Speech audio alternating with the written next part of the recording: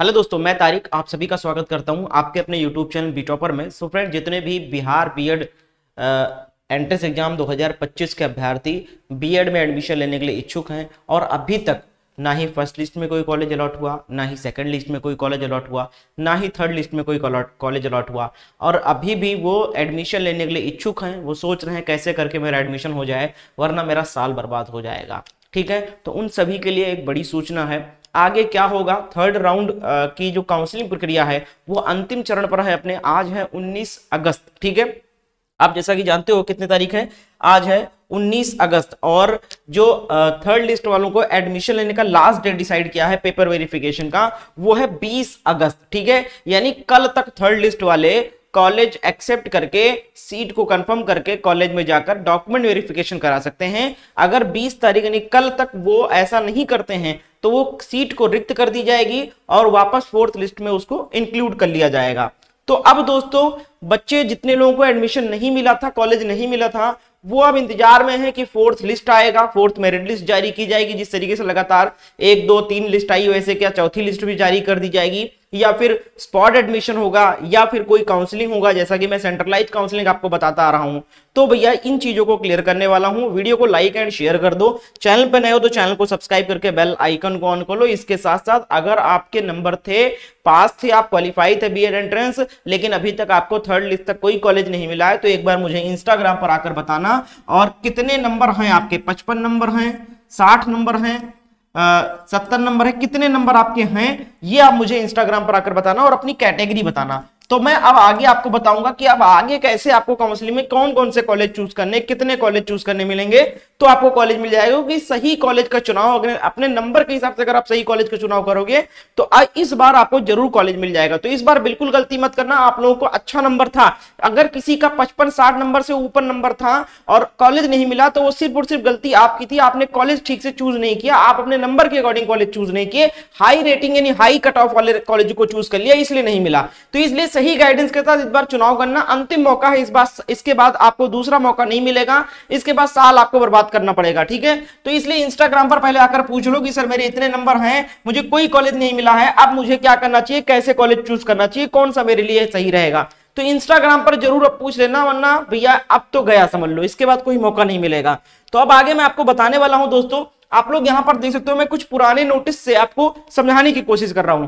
ये नोटिस है 2023 की, यानी कि बस इन्हीं दिनों की, जब तीन लिस्ट की काउंसलिंग हो चुकी थी, 3 लिस्ट आ चुके थे, उसके बाद बचे हुए सीटों के लिए ये लिस्ट जारी की गई थी जिसमें स्पॉट एडमिशन की प्रक्रिया अपनाई जाती थी। यानी 3 मेरिट लिस्ट जारी कर दी जाती थी काउंसलिंग पे, उसके बाद में बचे हुए सीटों पे स्पॉट एडमिशन के लिए नोटिस जारी कर दिया था, डेट जारी कर दिया था, वैकेंट सीट की लिस्ट जारी कर दी जाती थी और एक डेट डिसाइड कर दी जाती थी कि इतने तारीख से लेकर इतने तारीख के बीच में बच्चे जिस कॉलेज में सीट खाली है वहां पर जाकर कॉलेज के थ्रू ही एडमिशन ले सकते हो, और कॉलेज वालों को अधिकार दे दिया जाता था कि वो जिनको चाहें वो इनको एडमिशन दे दें। लेकिन इससे क्या परिणाम निकल के आने लगा कि कॉलेज वाले मनमानी करने लगे। उनके पास देखो सीटें कम है बिहार में और बच्चे अधिक हैं, तो इसलिए उनके पास मान लो 10 सीट उस कॉलेज में बचा है, तो 10 सीट पे 100 बच्चे लगभग आ जाते थे, एप्लीकेशन देते थे कि सर मुझे स्पॉट एडमिशन, डायरेक्ट एडमिशन चाहिए। अब कॉलेज वालों के मन में लालच आ जाता था कि भैया जब हमारे पास बच्चे ज्यादा हैं तो क्यों ना फीस बढ़ा दिया जाए।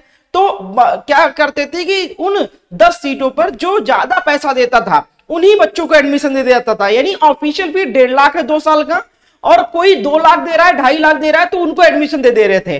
तो ऐसे में जो बच्चे गरीब थे, पैसा नहीं है, समस्या है, वो बच्चे वंचित रह जाते थे। और ऐसी शिकायतें बहुत ज्यादा ललित नारायण मिथिला यूनिवर्सिटी को मिल रही थी। तो इसलिए 2024 में स्पॉट एडमिशन को खत्म कर दिया गया पिछले साल, और जब 3 लिस्ट आ गई उसके बाद में चौथी मेरिट लिस्ट के लिए जब स्पॉट एडमिशन के लिए काउंसलिंग कराया जाता था, तो स्पॉट एडमिशन के बजाय स्पेशल सेंट्रलाइज काउंसलिंग को इंट्रोड्यूस किया। और इन्होंने कहा कि अब हम कॉलेज के थ्रू एडमिशन नहीं देंगे, अब जो सीटें बची हैं उनको हम, यानी कि फर्स्ट काउंसलिंग में हमने 3 मेरिट लिस्ट जारी की, अब हम एक स्पेशल सेंट्रलाइज काउंसलिंग कराएंगे बचे हुए सीटों पर। हम खुद ऑनलाइन ही कॉलेज को आवंटित करेंगे, दोबारा मौका देंगे बच्चों को कॉलेज चूज करने का, जिनको कॉलेज मिल गया था छोड़ दिया, या फिर जिन्होंने काउंसलिंग ही नहीं कराया, या फिर ऐसे अभ्यर्थी जिनको कॉलेज कोई सा नहीं मिला, वो सभी सेंट्रलाइज काउंसलिंग में भाग ले सकते हैं। तो ये भी 2024 की नोटिस है। इसी तरीके से जो बचे हुए सीटें आपके हैं 800 से 1000, उन पर भी इसी तरीके से 20 तारीख के बाद में एक नई नोटिस जारी की जाएगी सेम टू सेम ऐसे ही सेंट्रलाइज काउंसलिंग। तो मैं सेंट्रलाइज काउंसलिंग क्या है, कैसे है, कौन कौन भाग ले सकता है, इसको समझाने के लिए मैं इसको दिखा रहा हूं। तो इसमें होगा क्या कि 20 तारीख जब लास्ट डेट है थर्ड मेरिट लिस्ट वालों का, तो वो खत्म हो जाएगा। 21 तारीख को फिर से सीटों का डाटा मांगा जाएगा 1-2 दिन के अंदर, 20 के बाद 1-2 दिन 21-22 तक कॉलेजों से डाटा मांगा जाएगा कि आपके कॉलेज में कोई सीट बची है, कितनी सीटें बची है, उसका ब्यौरा भेजिए। तो ललित नायक पहले ब्यौरा इकट्ठा करेगा सभी कॉलेजों से, किसी कॉलेज में 2 सीट बचे, किसी में 10, किसी में 5, किसी में 50 ऐसी सीटें बची हुई हैं, तो उनका डाटा अपडेट करेगा। उसके बाद एक वैकेंट सीट की लिस्ट तैयार करेगा, ठीक है, और उस लिस्ट को पब्लिश कर देगा बच्चों के लिए वेबसाइट पर कि हाँ भैया इस कॉलेज में इतनी सीट खाली है, इस कॉलेज में 20 सीट खाली है, इसमें 50 सीट खाली है, इसमें 3 सीट खाली है, ताकि बच्चे देख सके हाँ कहाँ कहाँ हमारे पास ऑप्शन है कॉलेज में चूज करने के लिए, ठीक है। अब दोस्तों उसके बाद में क्या होगा कि बच्चों को 3 कॉलेज चूज करने का मौका दिया जाएगा। एक कॉलेज नहीं 3 कॉलेज चूज करने को मौका दिया जाएगा। ये बहुत अच्छी बात हो गई। पिछले बार 1 दिया गया था, इस बार 3 कॉलेज चूज करने का मौका दिया जाएगा, ठीक है। अब लेकिन किसको मौका दिया जाएगा ये समझने वाली बातें हैं, क्योंकि आपको लगता है कि काउंसलिंग होगी फिर से रजिस्ट्रेशन होगा, तो क्या फिर से पैसा लगेगा? फिर से रजिस्ट्रेशन नहीं होगा, यानी न्यू रजिस्ट्रेशन नहीं होगा। मतलब मेरा यह है कि अगर कोई बच्चा first merit list first counselling में रजिस्ट्रेशन नहीं कराया था, तो वो इस बार भी रजिस्ट्रेशन नहीं करा सकता है, क्योंकि रजिस्ट्रेशन की फीस लगती थी। और ये जो सेंट्रलाइज काउंसलिंग है वो उन्हीं अभ्यर्थियों के लिए जिन्होंने काउंसलिंग कराया था, रजिस्ट्रेशन कराया था पहले, कॉलेज नहीं मिला या कॉलेज मिला और छोड़ दिया, बस 2 कैंडिडेट के लिए है। कॉलेज नहीं मिला अभी तक या फिर कॉलेज मिला था किसी राउंड में छोड़ दिया, बस उन्हीं अभ्यर्थियों के लिए है। यानी उसी पैसे पर उसी रजिस्ट्रेशन पे दोबारा 3 कॉलेज चूज करने का मौका दिया जाएगा। तो नए अभ्यर्थी जो छूट गए थे वो रजिस्ट्रेशन नहीं कर सकते हैं। बस ऐसे अभ्यर्थी जिनको कॉलेज मिला छोड़ दिया या जिनको कोई कॉलेज नहीं मिला, बस वही अभ्यर्थी 3 कॉलेज चूज करेंगे, ठीक है। और उसके बाद में फिर एक दिन आपका कॉलेज अलॉटमेंट रिजल्ट जारी कर दिया जाएगा और कॉलेज अलॉट कर दिया जाएगा। तो यही प्रक्रिया अपनाई जाएगी यहां पर, ठीक है। अब दोस्तों पूरी जानकारी मैंने दे दिया है। अगर आपको ये 3 कॉलेज सही से आपने चुन लिए, 3 कॉलेज सही से सेलेक्ट कर लिए, तो निश्चित तौर पे आपको एक कॉलेज मिल जाएगा, बशर्ते सही गाइडेंस के साथ चुनो। आप अपने नंबर के अकॉर्डिंग कम अंक है तो कम रैंक वाला, कम कट ऑफ जाने वाला कॉलेज को चूज करो, अच्छा रैंक है तो अच्छा कॉलेज चूज कर सकते हो। तो इसलिए भैया नंबर बताकर, अपनी कैटेगरी बताकर मुझसे इंस्टाग्राम पर पूछ लेना, ये मेरा यूजर आईडी सर्च करके फॉलो कर लो, और जो भी वैकेंट सीट की लिस्ट आएगी वो इस ग्रुप में भेजा जाएगा, तो इस ग्रुप को भी ज्वाइन कर लेना।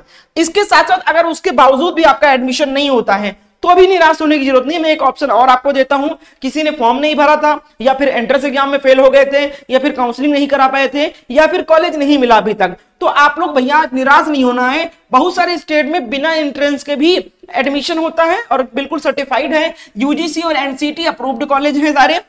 और ये हरियाणा की बात कर रहा हूं मैं, यहां पर हरियाणा गवर्नमेंट यूनिवर्सिटी से सारे कॉलेज अफिलिएटेड हैं, सारी फैसिलिटीज आपको दी जाएगी, अटेंडिंग नॉन अटेंडिंग कॉलेज भी मिलेगा, इजी फीस इंस्टॉलमेंट में आप फीस जमा कर सकते हो थोड़ा थोड़ा करके, और ये 100% एनसीटी अप्रूव्ड कॉलेज रहेंगे सारे। तो अगर आप बिहार के स्टूडेंट हो, आप एडमिशन लेना चाहते हो तो नहीं मिल रहा है, तो भैया साल ना बर्बाद हो, तो इसलिए इस नंबर पे एक बार कॉल कर लेना, तो यहां पर भी आपको एडमिशन का मौका मिलेगा। तो इस नंबर पे कॉल करके पूछ सकते हो सर कितना पैसा लगेगा, कहां कॉलेज मिलेगा, कौन कौन से डॉक्यूमेंट लेंगे, क्या प्रोसेस है, सब आपको बताया जाएगा। तो एक बार कॉल जरूर कर लो, अगर आपके नंबर कम है, कॉलेज नहीं मिल रहा है, तो एक बार यहां पर बात कर लीजिए दोस्तों। उम्मीद करते हैं आपको सारी चीजें समझ में आ गई होगी। वीडियो को लाइक एंड शेयर कर दे, चैनल पर नए हो तो चैनल को सब्सक्राइब करके रखें, जैसे ही काउंसलिंग की अपडेट आती है मैं आपको बताऊंगा।